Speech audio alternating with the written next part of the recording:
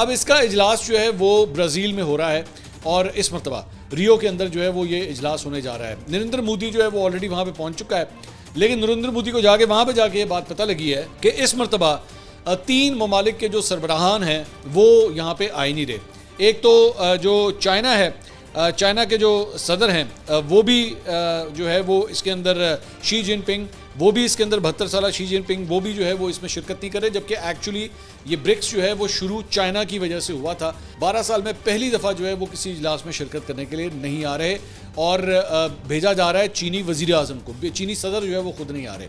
अब इसकी वजह जो है ये बताई जा रही है कि नरेंद्र मोदी को जो है वो एक गेस्ट ऑफ ऑनर का जो है वो रुतबा दिया गया ब्राज़ील की जानिब से।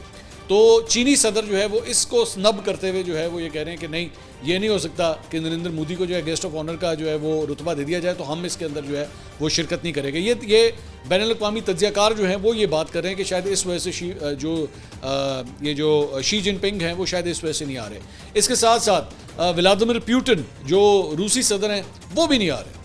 उन्होंने कहा जी मैं भी नहीं आ रहा। अब उनकी वजह एक और बताई जाती है, और उनकी वजह ये बताई जाती है कि उनके इंटरनेशनल क्रिमिनल कोर्ट जो है उसमें से उनके वारंट गिरफ्तारी निकले हुए हैं, और ब्राज़ील जो है वो चूँकि इसका सिग्नेटरी है, तो इस वजह से अगर पुतिन ब्राज़ील के अंदर लैंड करते हैं तो उनको गिरफ्तारी का भी डर है, तो इसलिए वो शिरकत नहीं कर रहे। मतलब खुद फिज़िकली नहीं आ रहे, लेकिन वो वाया वीडियो लिंक जो है वो इस इजलास के अंदर शिरकत करेंगे।